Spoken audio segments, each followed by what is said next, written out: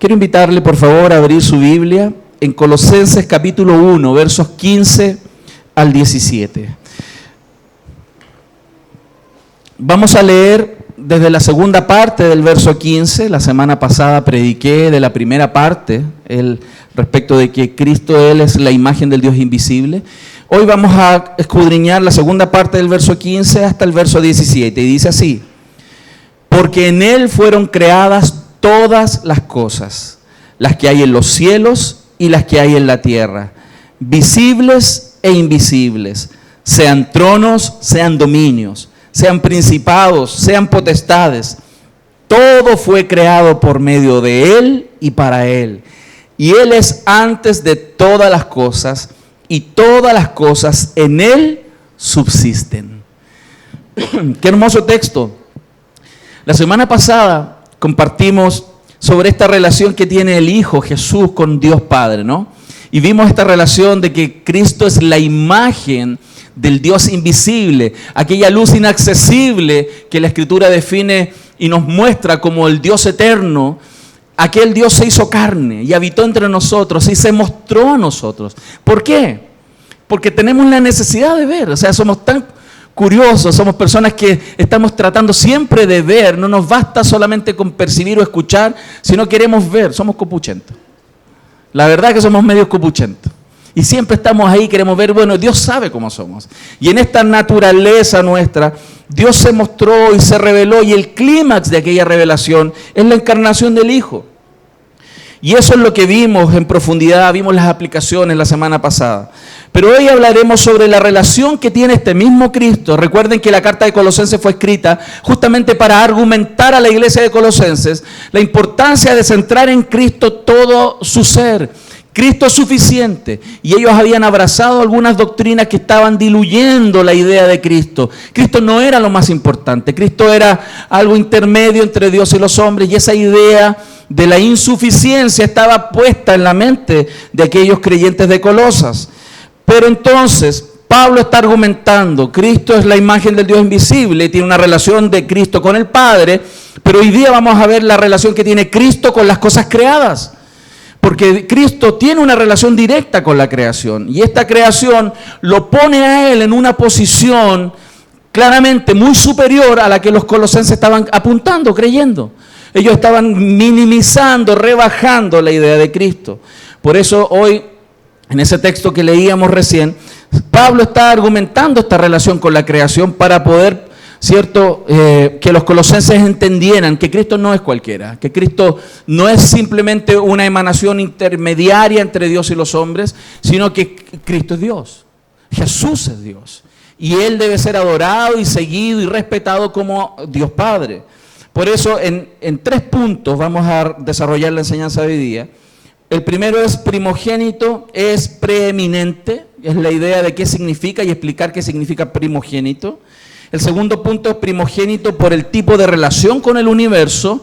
Una vez entendida la idea de primogenitura, qué significa esa idea aquí en el texto y en el contexto bíblico, ver qué relación tiene este primogénito con la creación del universo, y también qué significa entonces, y al final, que Él sea el primogénito de toda la creación, qué relación tiene con mi propia vida.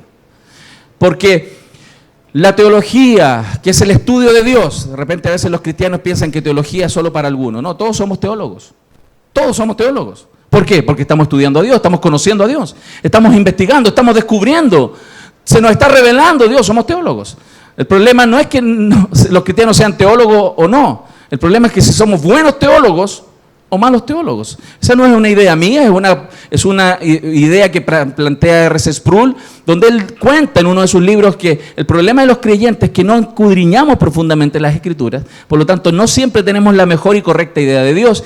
Y en el caso de Colosenses, hermanos, no tenían la correcta idea de Cristo.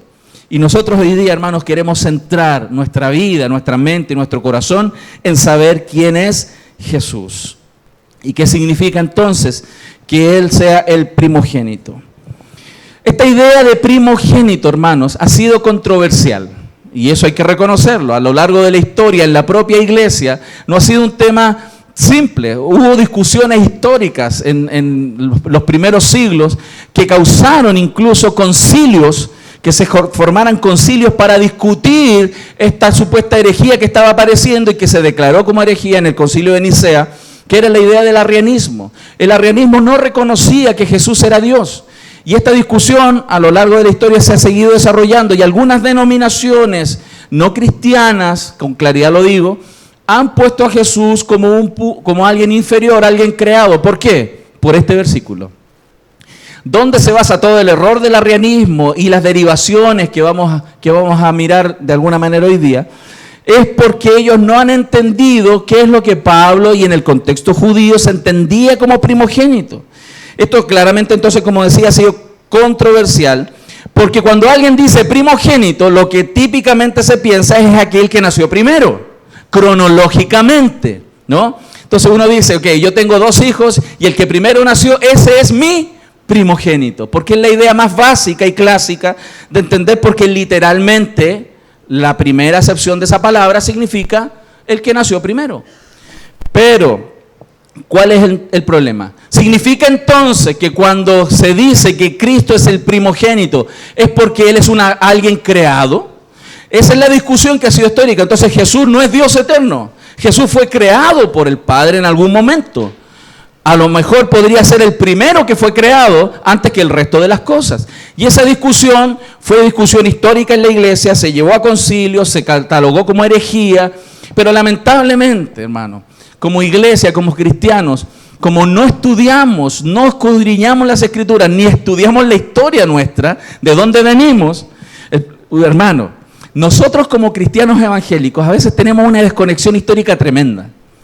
A lo más sabemos de dónde venía la religión de mis papás, pero de dónde venían lo de los abuelos, tatarabuelos, y hacia atrás de la historia estamos cortados más o menos como 50 años para atrás. Y de ahí para atrás hay un vacío hasta Cristo. Y a lo más nos conectamos con los apóstoles, pero entre los apóstoles y la época contemporánea nuestra estamos desconectados. No entendemos qué es lo que creemos porque no somos un grupo de creyentes que se conecte con la historia.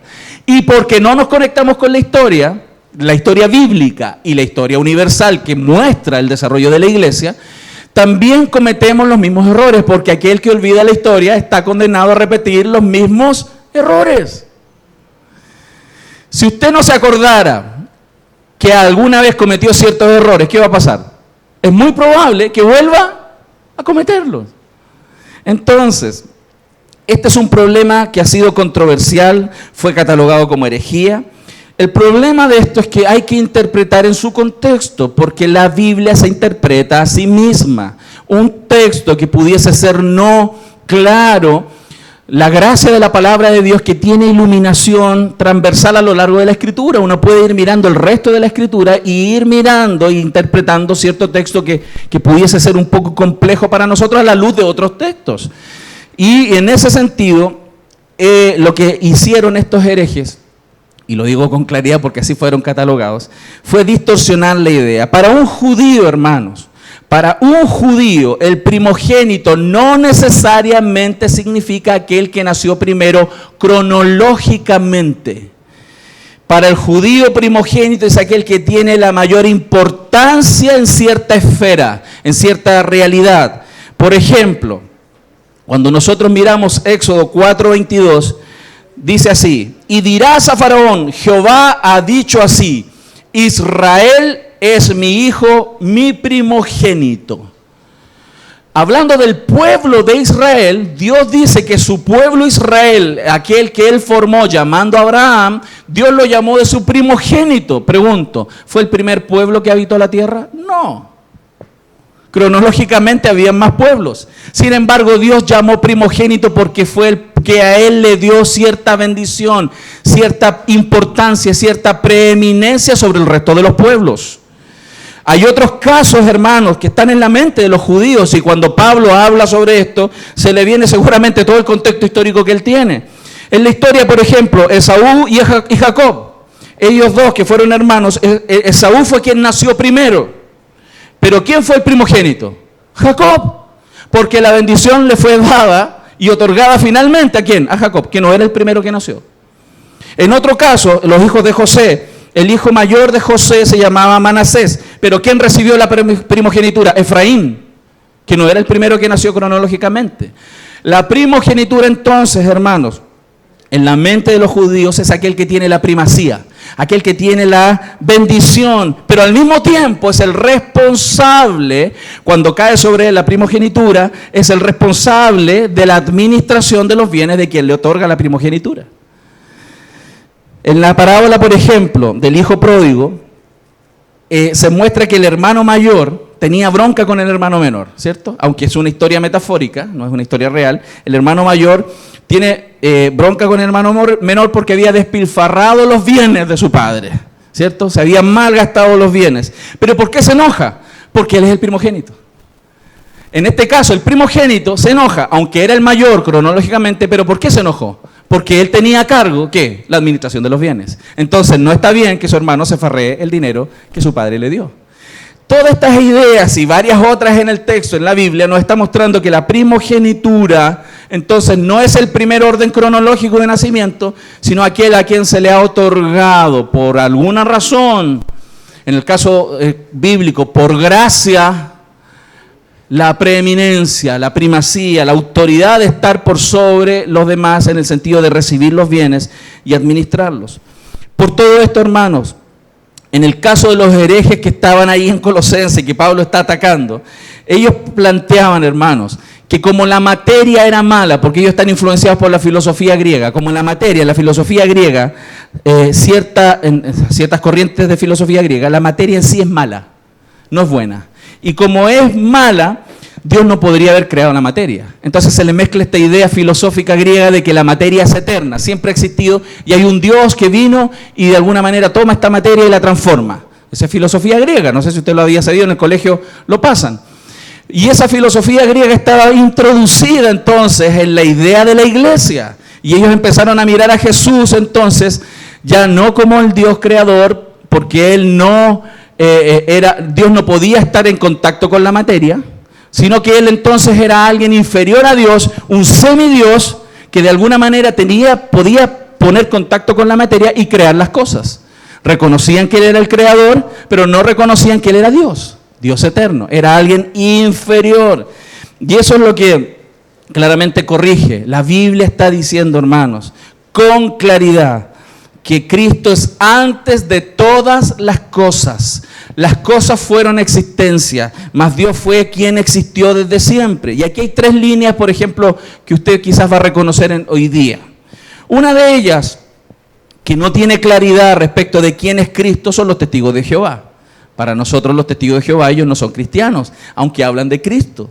¿Por qué motivo? Los testigos de Jehová están errados, porque ellos no creen en Dios trinitario. Ellos ven a Cristo como una creación de Dios, como alguien que Dios creó en algún minuto y están corrigiendo. Ellos son la herencia del arrianismo del siglo IV.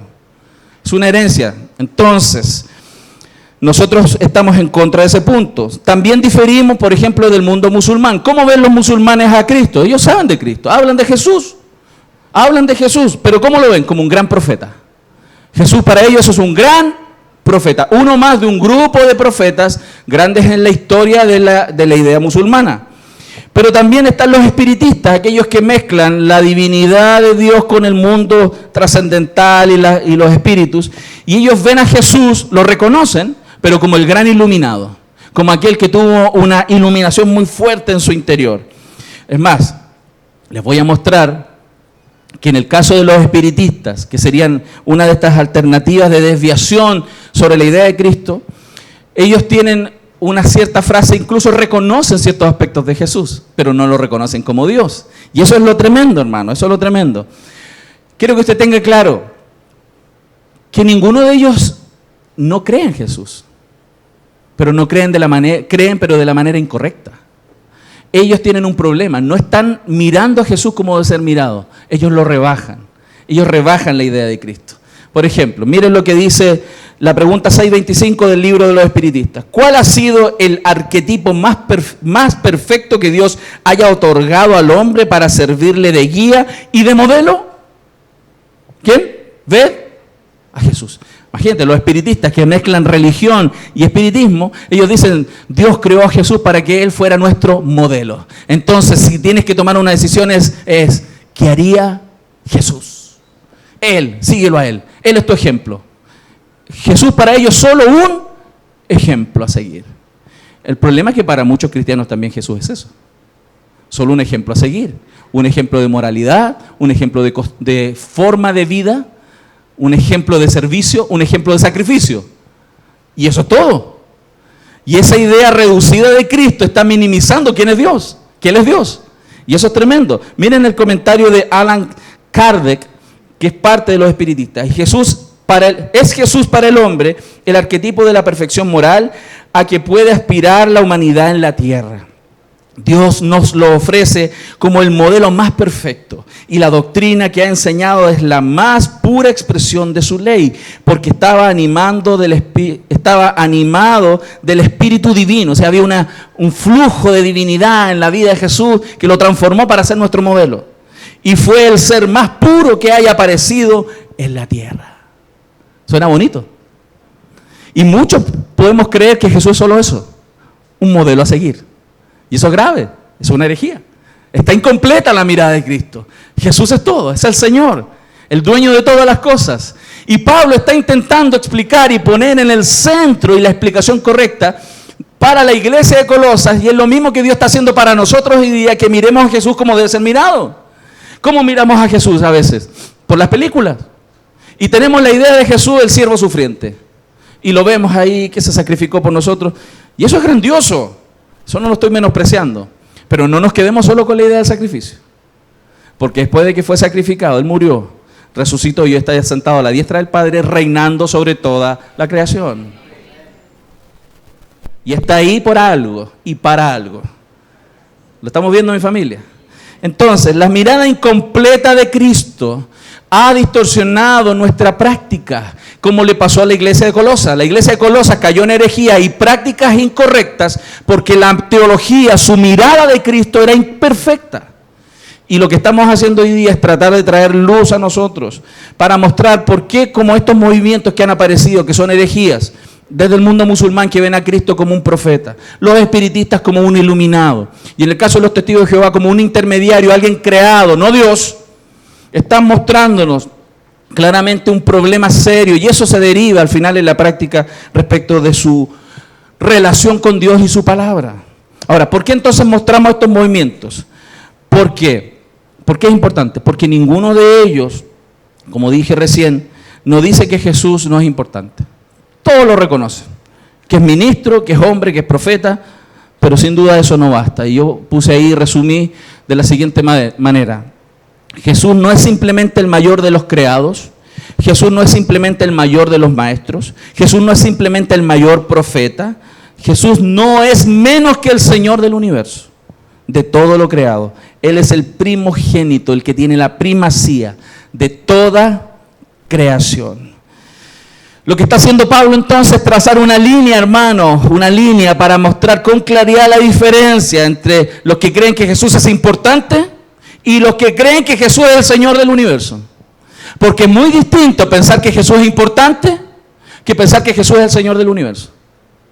Para muchos cristianos Jesús es importante, pero no es su Señor. Para muchos cristianos Jesús es importante, porque yo tengo que, bueno, Jesús vino, murió por mis pecados y todo, pero no es el Señor de su vida. Y hay áreas de sus vidas que no la sujetan a Cristo. ¿Por qué? Porque para ellos Jesús es importante, pero no el Señor. Porque el Señor es aquel que gobierna todo sobre lo cual tiene señorío. ¿Lo estamos viendo? Hay una diferencia muy grande en saber que Jesús es Dios y creer en Él y servirle y seguirle y adorarlo y postrarse y humillarse delante de Él y obedecer en toda su palabra. Que creer que Jesús, por ejemplo, puede ser aquel que solamente está para resolver mis problemas. Esa mirada incompleta de Cristo distorsiona nuestra relación con Dios. Hay cristianos, hermanos, que van a Jesús solamente cuando tienen problemas. Cuando están afligidos, cuando hay problemas económicos, ahí van a Jesús. Entendiendo y mostrando claramente su teología respecto de Cristo. Para ellos Cristo es el proveedor de su vida y nada más. Pero no es aquel al cual debe rendírsele adoración y toda la vida, y toda área de nuestras vidas. ¿Cuánto lo están viendo, mi familia? Eso es lo que el Señor está corrigiendo a través de Pablo a la iglesia de Colosas, y está corrigiendo históricamente a la iglesia, porque es la tendencia de mirar a Cristo de manera incompleta. La Biblia nos muestra en Juan 1, del 1 al 2, en el principio Él era el Verbo. Y el verbo era con Dios, y el verbo era Dios. Este era en el principio con Dios. O sea, en el principio de la creación, Él ya era. Ya estaba. Él es eterno, Dios eterno. Es antes de la creación. Antes de que Dios trinitario, triuno, quisiera crear todas las cosas, Él ya era. Primera de Juan 1:1 dice: lo que era desde el principio, lo que hemos oído, lo que hemos visto con nuestros ojos, lo que hemos contemplado y palparon nuestras manos tocante al verbo de vida. El verbo que ellos vieron encarnado fue esa persona que ellos vieron, que abrazaron, que tocaron, que se rieron y lloraron. Él existía desde siempre, hermano. Él es Jesús. No es menos que eso. Y Él es Señor. El propio Cristo, nuestro Señor, le dijo a los judíos, Él hablándole, ¿cierto?, sobre quién era Él. En Juan 8:58, Jesús les dijo: de cierto os digo, antes que Abraham fuese, yo soy. ¿Y eso qué significa? Hermano, Él no dijo yo era, yo soy. Ese yo soy es tan tremendo que en el Evangelio de Juan hay 8 yo sois. Esos 8 yo soy son la misma palabra que usaba Dios cuando se reveló en el Antiguo Testamento. Yo soy el gran yo soy. Cuando Moisés le dijo, ¿de parte de quién le digo al faraón que vengo yo? Dile, del yo soy. De el que siempre ha existido, del eterno. El que siempre es y será. Ha sido, es y será. Cuando Jesús le dice a los judíos esto, antes que Abraham fuese yo soy, ¿saben lo que hicieron los judíos? Chillaban los dientes, estaban enrabiados porque ellos sabían lo que esto significaba. Que Jesús dijera yo soy, le está diciendo yo soy Dios eterno aquí en la tierra. Para ellos era una herejía, era romper vestiduras, querían matarlo, hermano. ¿Por qué? Porque los judíos no podían entender que una persona ahí encarnada fuera el Dios eterno. No lo podían entender. Entonces, por eso es tan importante, hermano, que entendamos que primogenitura entonces es aquel que tiene la preeminencia. Aquel Dios grande, aquel el Padre decidió otorgarle la administración y el señorío por sobre todas las cosas. Dios decidió heredarle al Hijo toda la creación. Y por eso Cristo tiene la preeminencia. Él es el primogénito, aquel que se le ha dado todas las cosas. Eso tiene una implicancia directa sobre nuestras vidas, hermanos. ¿A quién le perteneces? A Cristo. No eres tú dueño de tu propia vida. No eres tú dueño de tus hijos. No eres dueño de nada. Todo le pertenece al Señor, porque Él es el primogénito. Él es el primogénito de toda la creación. Entonces, esto deriva en el segundo punto. Este Cristo al cual Pablo está, digamos, defendiendo, argumentando para poner en la mente de los colosenses las cosas correctas, este primogénito es primogénito y se demuestra por el tipo de relación que tiene con el universo, hermanos. Y para esto él utiliza 3 preposiciones. 3 preposiciones que exaltan la relación de Cristo con la creación. Las cosas son creadas en Jesús. Las cosas son creadas por medio de Jesús y las cosas son creadas para, 3 preposiciones. Para conectar, usted sabe para qué se usan las preposiciones, ¿cierto? Para conectar relación entre una cosa y otra. Y estas 3 preposiciones Pablo las está dando para que los colosenses entiendan, hermano. ¿Quién es Jesús? Y nosotros tenemos que entenderlo hoy día también y atesorarlo, hermanos. El verso 16 lo dice así: porque en Él fueron creadas todas las cosas. Todo. Piensa en algo. También fue creado en Él. Las que hay en los cielos, las que hay en la tierra. Las cosas visibles e invisibles. Sean tronos, sean dominios, sean principados, sean potestades. Todo fue creado por medio de Él y para Él. Este es un texto muy conocido. En esta iglesia lo hemos repetido muchas veces, porque ponemos a Cristo en el centro de la predicación y en el centro de la vida de la iglesia. Sin embargo, es bueno profundizar estos aspectos, Porque estas preposiciones están dadas justamente, ¿por qué? Porque los creyentes fallamos en alguna de ellas. Nos cuesta permanecer con claridad en las tres preposiciones. Y hoy día quiero que usted se dé cuenta de esto. Primero entonces, cuando vemos la primera preposición, en Él, esto tiene la idea de que Él es el origen, de Él procede todo, en Él, dentro de Él, desde su ser, todas las cosas proceden. Hay una discusión hoy día entre fe y ciencia, ¿no? Ustedes lo deben saber, la discusión entre evolución, creación, es una discusión histórica. Y se ponen estas dos esferas a discutir con la idea de tratar de explicar de dónde surgió todo. La Biblia nos dice que todo surge de Él, que Él es el autor de todas las cosas. El problema de esta discusión de fe y ciencia, hermano, es que la ciencia tiene ámbitos de acción y la teología tiene otros ámbitos de acción y en algunos puntos se topan.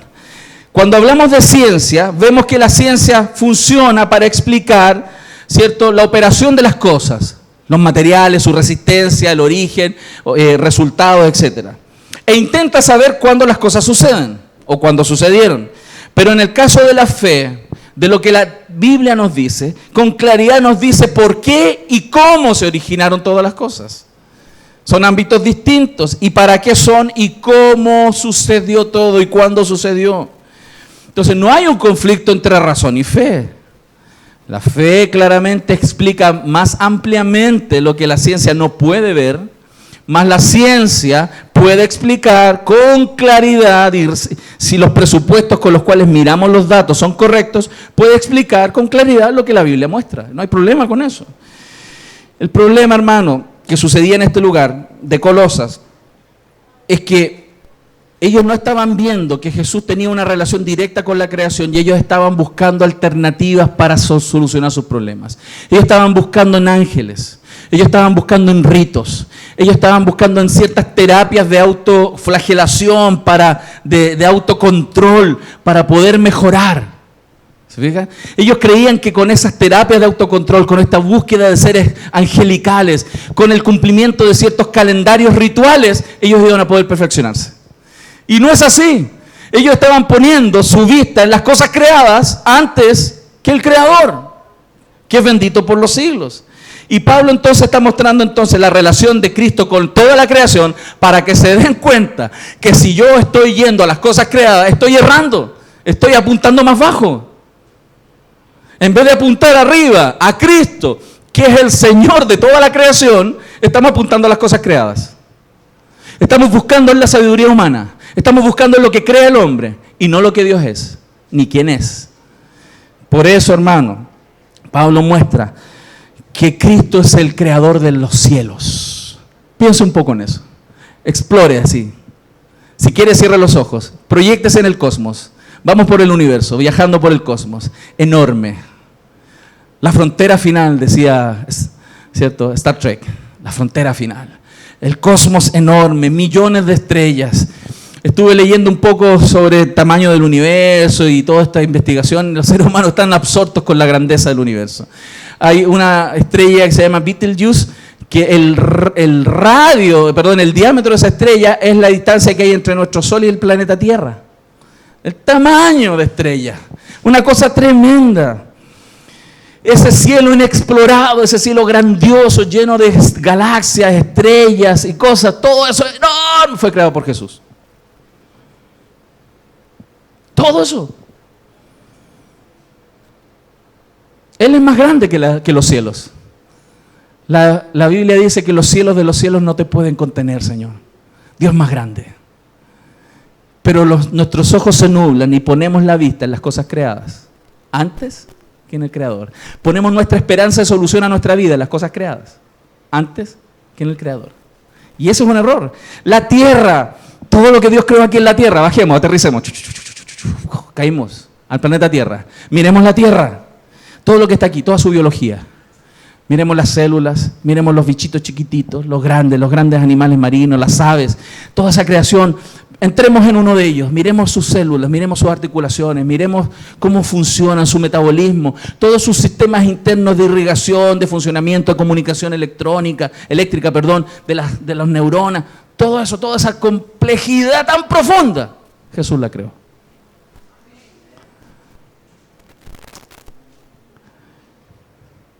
todo lo visible, todo lo invisible, también fue creado por el Señor. Lo invisible, de lo cual hablamos poco, lo invisible fue creado por Él. Todos los dominios, todos esos seres espirituales que existen. Cuando todos eran buenos, Dios los creó. Algunos de ellos son malos hoy día, son demonios. Pero Dios los creó. Jesús los creó, hermano. Él los hizo, fueron originados por Dios. Y toda esta creación, los cielos, la tierra, lo visible, lo invisible, está bajo un dominio. Tiene un Señor sobre eso, que no es el diablo, es Dios. Pero hay creyentes que le tienen miedo al diablo. ¿Qué temor hay que tenerle al diablo? ¿Sabe lo que el diablo está, dónde está hoy día? Debajo de la planta de nuestros pies, dice la Biblia. Lo que más puede mirar él es el número de cuánto calzas.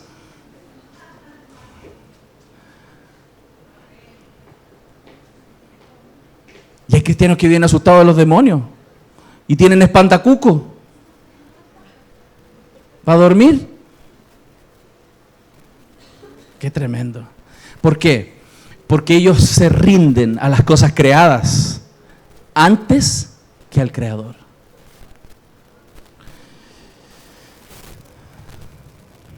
La diferencia que hay, hermanos, entre Satanás y Dios es enorme. Enorme. No hay comparación. Algunos piensan que Armagedón, cuando venga la batalla, ¿cierto? O esté esa batalla que nos muestra Apocalipsis, ya sea que la creas que pasó o que viene, Armagedón, esa batalla donde vienen los ejércitos de los cielos contra los ejércitos del mal, alguien piensa que va a haber batalla. Lo que muestra la Biblia ahí es masacre, porque no hay comparación entre los ejércitos de Dios y los del diablo.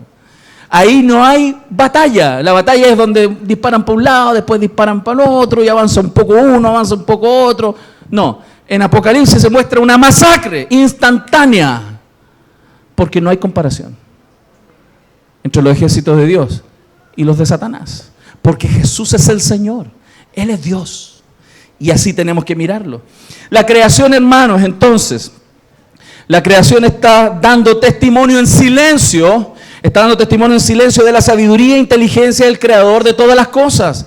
La creación nos está mostrando, sin hablarnos, la maravillosa soberanía y sabiduría y poder que tiene nuestro Dios.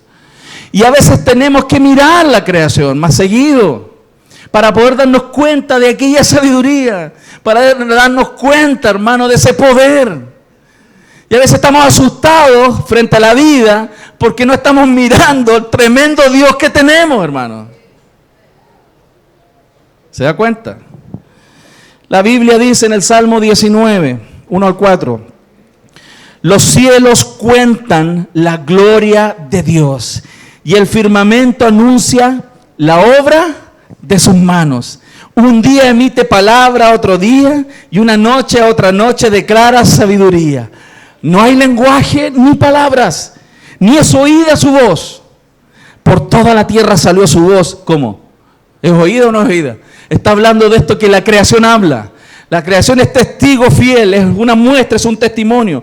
Y hasta el extremo del mundo sus palabras. En ellos puso tabernáculo para el sol. Qué hermosa poesía en el Salmo que nos está mostrando de la mirada que tenemos que tener de las cosas creadas. ¿Y por qué es necesario admirarlas? ¿Por qué es necesario observar, mirar y poner atención a la creación? Porque también nos está mostrando el tamaño del Creador que tenemos. A veces en la vida estamos frente a las dificultades, estamos frente a los problemas, frente a los desafíos y los vemos tan grandes. Nos agobiamos tanto por las circunstancias. Vemos los problemas gigantes al punto de querer morir. O dejar todo tirado. ¿Saben por qué? Porque no tenemos la relación correcta en nuestra mente sobre el tamaño que tiene Dios frente a esos problemas. Es como aquel niño que se está enfrentando con el grandulón del colegio. Y está asustado. Se le echa chi, ¿cierto? Porque el grandulón le quiere dar. Pero ¿qué tal si de repente él está así parado frente al grandulón y aquí atrás se le para el papá así, gigante? Se le acabó el miedo, ¿cierto? ¿Por qué se le acabó el miedo? Porque si te metes conmigo, te metes con mi papá. Tenemos que mirar con mayor claridad a Jesús. Jesús es el Señor, el creador de todas las cosas. Y Pablo estaba explicándole a los colosenses la relación que tiene Cristo con la creación para que no minimicemos a Jesús en nuestro corazón y aprendamos que las cosas creadas son muy pequeñas respecto al Creador. Amén. De hecho, Romanos 1:20 dice, porque las cosas invisibles de Él, su eterno poder y deidad, se hacen claramente visibles desde la creación del mundo, siendo entendidas por medio de las cosas hechas, de modo que no tienen excusas. El testimonio de la creación sobre el Creador es tan notorio y evidente que solo la incredulidad obstinada, hermano, podría desechar esta idea. Solo el incrédulo obstinado, obtuso, desecha que Dios es el creador de todas las cosas. Es tanta la evidencia, tan notorio, que está afirmado por todas partes que Dios creó, que solo esa dureza del corazón nos impide ver. Por eso, hermanos, todas las cosas fueron creadas en Él, no se olvide, en Él. Él es el origen, Él es de quien fluyó toda la creación. Pero también dice que es por medio de Él. Él es el constructor, no solamente el que da las órdenes, no solamente el que dice que se hagan las cosas. Él es el que las hizo. Por medio de Él las cosas vinieron a ejecución, se crearon, hermanos. Él dejó marcas de aquella perfección porque fue hecha de manera especial por Él.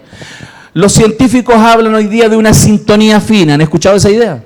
De que el planeta Tierra, por ejemplo, usted entiende lo de la sintonía, los que tenían radio antigua, ¿no? Los cabros de ahora no entienden esa cuestión. Pero nosotros sí, pues era un poquito más para allá y se charreaba. Un poquito más para acá y se charreaba. Y uno tenía que andar así. Sintonía fina, ¿no? Hasta que aparecieron las radios de sintonía fina, que eran más precisas. Ok. El planeta Tierra está en sintonía fina con el espacio, entre la relación que tiene en la distancia con el Sol. La ubicación frente a los otros planetas es sintonía fina. Un poquito más al Sol y no hay agua y nos morimos. Un poquito más lejos y nos congelamos.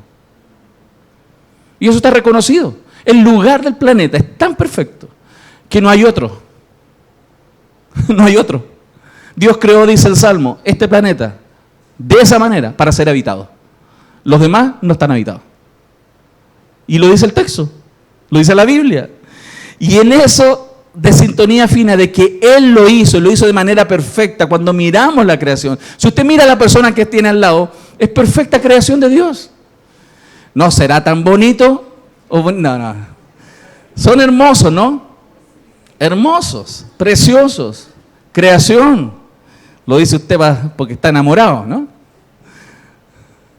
Hermano, todo fue creado por medio de Él, pero el punto tercero de esa tercera preposición es el propósito de todo, para Él, para exaltar a Cristo Jesús. La creación está puesta para exaltar a Cristo. Tú existes para exaltar a Cristo. Dios te da lo que te da para exaltar a Cristo. Eres lo que eres para exaltar a Cristo. Cuando alguien pierde esa idea, pierde el sentido de su vida. Pierde la razón de su existencia y se va en búsqueda de razones inferiores, limitadas, vacías y muertas. Por eso es tan importante abrazar la idea de que todo fue creado para Dios. Fíjense, hermano, toda esa información con que fuimos creados, el ADN, todo eso está revelando el cómo somos hechos. Todo eso muestra el propósito. Toda esta maravilla con la cual vemos la creación, debiera motivarnos, hermanos, a alabar al Señor. Usted no debiera solo venir a alabar al Señor el domingo, hermano. Usted debiera alabar al Señor todos los días por todo lo que Él hace y ha hecho. Todos los días. Al mirar los cielos, la tierra, lo visible y lo que uno puede ver, imaginarlo, admirarlo. El verso 17 de la Escritura dice, y Él es antes de todas las cosas, y todas las cosas en Él subsisten. Esa palabra de subsisten o de subsistencia está haciendo esta referencia de que todo es sostenido, es coherente y funciona, opera, porque Dios lo sostiene, porque Cristo lo sostiene. ¿Por qué el planeta Tierra no se corre más cerca del Sol? ¿Por qué el planeta Tierra no se corre más hacia afuera? ¿Por qué el planeta sigue rotando? ¿Por qué las cosas y la vida sigue funcionando y todo funciona como tiene que funcionar? ¿Por qué? Porque Dios le da subsistencia. Porque Él lo mantiene con la palabra de su poder. Dios es grande, hermanos. Lo que esto nos debiera llevar entonces a una reflexión es que no podemos explicar congruentemente el futuro o el pasado, el fin o el principio del universo, ni la aparición del hombre, ni la razón de nuestra existencia, sin Cristo. Si nosotros queremos explicar cualquiera de estas cosas, el pasado, el presente, el futuro, el principio del universo, el final del cosmos y nuestra razón de vida, sin Cristo, vamos a abandonar claramente la verdad de Dios y vamos a irnos en pos de nuestras propias ideas, lo cual es muerte, lo cual nos desvía, nos aparta del Señor. Y así muchos, hermanos, muchos terminan. La filosofía atea, que hoy día está en boga, está apuntando. Si nosotros miramos lo que los filósofos ateos están planteando con todo lo que vemos en la sociedad y hacia dónde apunta, es que el ser humano sea Dios. O sea, es la deificación de Dios. ¿A qué me refiero? Todo está moviéndose a que el hombre sea el gestor de su vida, a que el hombre sea el que decida su vida, que cada uno sabe lo que tiene que hacer. Él es el que decide. No me importa, respeto tu opinión, la mía es la que vale. ¿Qué es eso? Deificación del ser humano. El hombre es Dios, el hombre es soberano. Él es el soberano de su propia vida. Él gobierna su vida. Toda la sociedad está apuntando hacia eso. Pero la Biblia apunta en el sentido totalmente opuesto. ¿Hacia dónde apunta? Que todo debe ser puesto y centrado en Cristo. Deificando, elevando a Jesús. Y nosotros bajo Él. La visión de la filosofía atea con la visión de la filosofía de Dios, del pensamiento de Dios, son totalmente distintos. Tu futuro y el mío no tiene sentido si Cristo no está presente. Tu familia no tiene sentido si Cristo no está presente. No solamente el hecho de que pueda ser o no ser, de que pueda funcionar o no funcionar, sino la razón por la cual lo hacemos. Cuando una persona, por ejemplo, cría a sus hijos y la razón de su existencia son sus hijos, está errando. La razón de su existencia, de tu existencia, aquel que es padre, es glorificar a Dios con tu vida y con tus hijos. Pero si tu centro son tus hijos y la razón de tu vida, de tu alegría, de tu gozo, de tu llanto, son tus hijos, hay un problema. Lo estamos viendo en mi familia. La razón de nuestra existencia y por lo cual vivimos, nos movemos y somos, es para adorar a este Creador. Y si hacemos algo, es para que Él sea glorificado. Y si criamos buenos hijos, es para que ellos glorifiquen al Señor.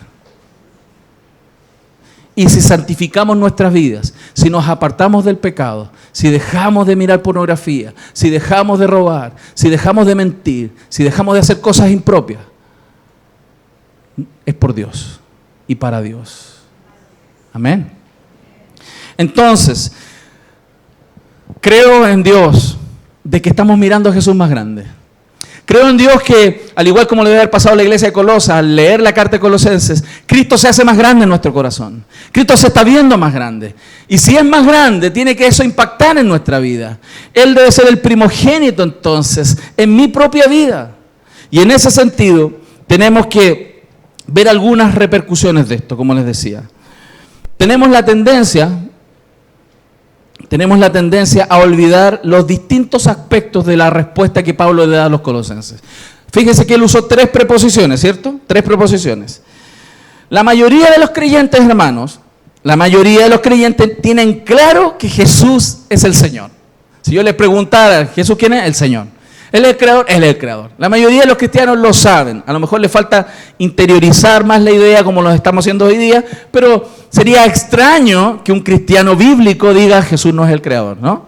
No debiese haber mayor problema con ese punto. El punto es que la siguiente preposición, muchos comienzan ya a fallar cuando no reconocen que es Dios quien define los propósitos de la creación. Él diseñó las cosas para algo. Muchos creyentes no tienen problemas con ver a Cristo como el Señor y como el Creador, pero comienzan a fallar en que entonces, si Él es el Creador, Él es el que define el uso y propósito de todas las cosas creadas. Y ahí es donde algunos cristianos comenzamos a fallar, en el uso de nuestro cuerpo. Comenzamos a fallar en cuanto a la sexualidad, cómo debe ser el sexo. Fallan. ¿Por qué? Porque han sido regados en su mente con porquerías. Y comienzan a fallar. Ven al Señor como Señor, lo reconocen quizás como el Creador, por allá, pero no lo están haciendo el Señor en el sentido de que Él es el que define los propósitos de las cosas. El cuerpo, la sexualidad, los hijos. Comenzamos a fallar que Él define cuál es el propósito de la existencia de nuestros hijos. Fíjense, Él define para qué son nuestros hijos, no nosotros. Nosotros debiéramos someternos a lo que Él espera hacer con nuestros hijos y nosotros complementar y apoyar eso. Servir a Dios en eso. Pero no hacer de nuestros hijos lo que nosotros queremos, sino lo que Dios quiere. Y ahí hay que pedir sabiduría al Señor. Amén. El trabajo. ¿Para qué Dios nos da el trabajo? ¿Quién define el propósito del trabajo? Es Dios, no nosotros. Y el que Él nos dé un trabajo, ¿saben para qué Dios nos da un trabajo? ¿Qué dice la Biblia? Primero, Dios nos da un trabajo para que le glorifiquemos a Él y le reconozcamos como el proveedor. Y en ese lugar seamos luz, seamos sal de la tierra. Y nos contentemos con eso. Y bendigamos a otros con el fruto del trabajo. Pero lamentablemente, ¿a qué se reduce el uso del trabajo? Esa cuestión pesada, amarga, con lo cual gano plata para poder mantener mi familia. Distorsión de la realidad. ¿Por qué? Porque nosotros ponemos más nuestra esperanza en las cosas creadas antes que en el Creador. El propósito de la creación lo define Dios. Los dones, ¿para qué Dios nos dio los dones? No son ni para guardarlos, ni solo para usarlos para nosotros. Los dones son para bendecir a otros. Si Dios nos da dones, sabiduría, inteligencia, fuerza, dinero, inteligencia, ¿para qué es? Para bendecir a otros, hermano. Si Dios nos da dones espirituales, es para bendecir al cuerpo de Cristo. La Biblia dice, cada uno ministre con los dones que ha recibido a otros, al cuerpo. Para eso Dios nos dio los dones. Pero algunos usan los dones para ellos, para servirse a sí mismos. Algunos para servir su propio ego. Y estamos distorsionando el propósito. Y en la tercera razón, el tercer presupuesto, o como decía la Escritura, el énfasis, el error aumenta por la falta de reconocimiento de que todo lo creado es para la gloria de Dios, no para nosotros. No siempre, hermano, estamos viviendo para la gloria de Dios. Estamos buscando otras cosas. Estamos saciando nuestros intereses. Estamos persiguiendo nuestras propias metas. Incluso la relación con otras personas muchas veces la sostenemos por interés. Nos relacionamos con gente, hacemos amigos, relaciones económicas. ¿Por qué? Porque hay interés. No porque estemos buscando en esa relación glorificar a Dios. Nuestro corazón se tuerce, hermano. Por eso tenemos que mirar ese punto a la luz de estas tres ideas. Todo fue creado por medio de Él, por Él y para Él. Reflexione en su vida, reflexione en su corazón. ¿Cómo está llevando su vida respecto de esta idea? El otro punto, que también es repercusión sobre Cristo en nosotros. No siempre reconocemos en nuestros estudios, por ejemplo, de ciencia, de matemática, o los estudios que hayamos podido tener, la relación que tienen las cosas creadas con el Creador, hermanos. No reconocemos siempre que Él es el que ha creado todas las cosas. No investigamos. O sea, ¿sabían ustedes que en el siglo XIX, por qué hubo tanto desarrollo de la ciencia? ¿Quiénes fueron los gestores del desarrollo de la ciencia? Los creyentes, los protestantes. ¿Por qué, hermano? ¿Por qué? Porque ellos querían descubrir lo que Dios había hecho. Y querían mostrar en esa maravilla de la creación y cómo todo funcionaba, que había un gran creador. Y que esto no se hizo solo. Que a todas las cosas le pertenecen a Dios. ¿Por qué trabajas? ¿Por qué estudias?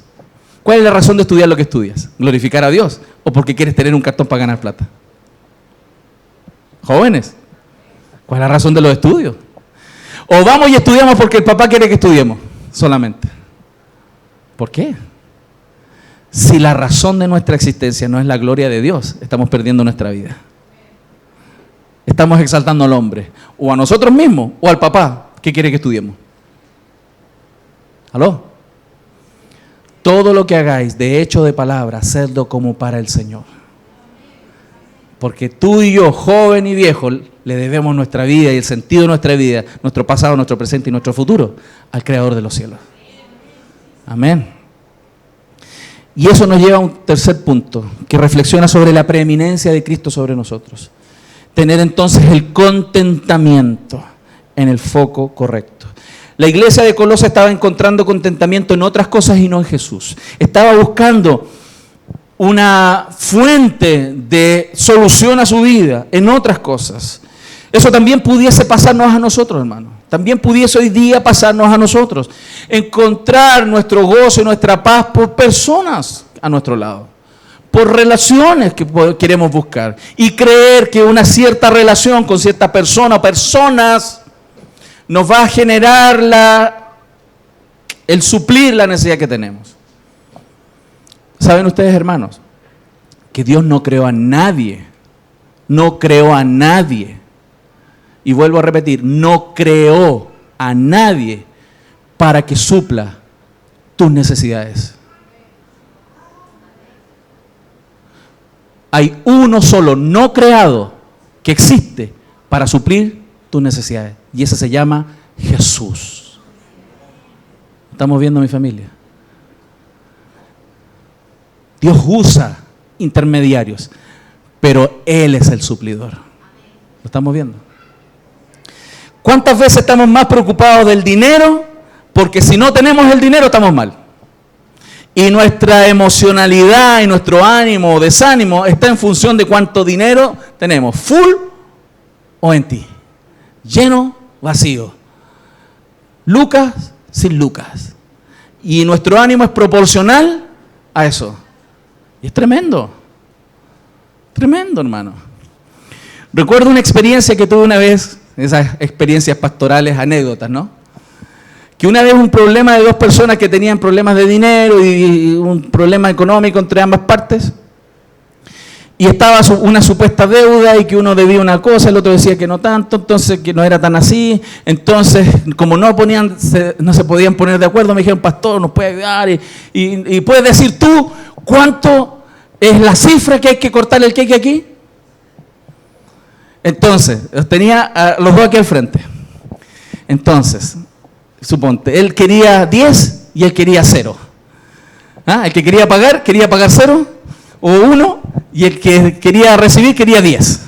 Entonces yo le decía, miren, aquí el tema no es de plata. ¿Qué tal si yo digo 2, 1, 0? Y yo los miraba, los dos. ¿Y qué tal si me muevo para acá? 5, 6, 8, 9. ¿Y qué tal si me muevo para acá? 0. ¿Y qué tal si es 10? ¿Y qué tal si es 0? Y los dos estaban así con los ojos, para allá y para acá. Y ahí lo hice. No siempre lo hago, a veces me paso.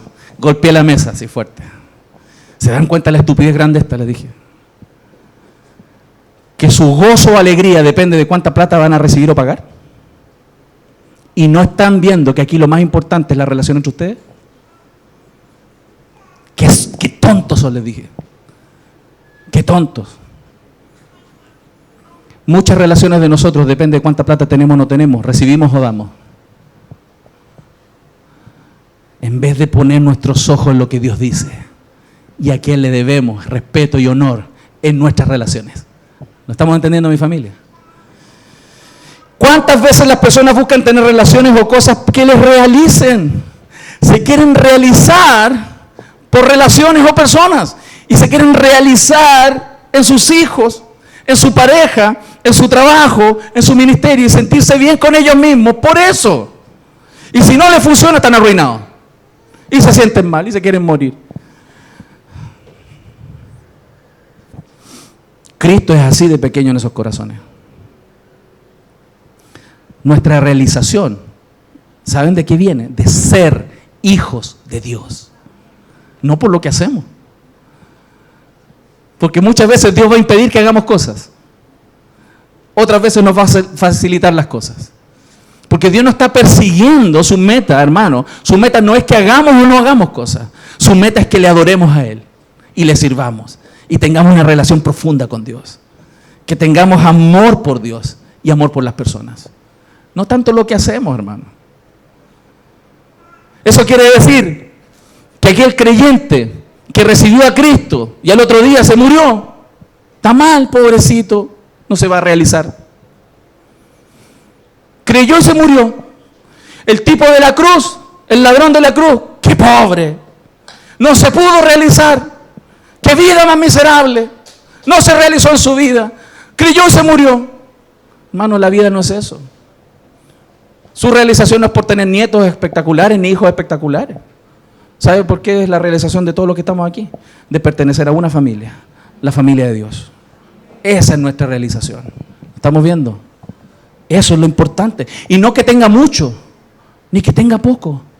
No que sepa mucho, ni sepa poco, sino tener a Jesús en el corazón. ¿Cuántas veces también buscamos nuestra seguridad o alegría en las cosas creadas? En lo material. No, yo sería feliz si tengo mis vacaciones en el Cancún. Y se esmera porque su corazón es vacacionar en aquel lugar de ensueño. Y si no vacaciona en ese lugar, no es nadie. Y no existe en esta sociedad si usted no vacaciona hoy día fuera del país, hermano. Oh, entonces se arruina porque las cosas crean. No, es que yo quiero, pastor, ir a ese lugar para admirar la creación. Mentira, hermano.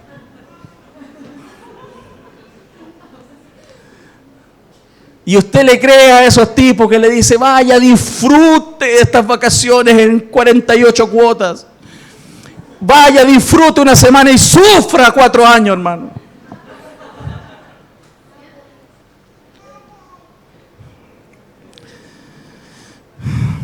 Todas las cosas creadas, y con esto quiero terminar. Todas las cosas creadas, familia, dinero, conocimiento, oportunidades, son regalos de Dios. Que lo único para que fueron dados es para llevarnos y motivarnos a adorar a Dios. Para eso Dios nos da las cosas.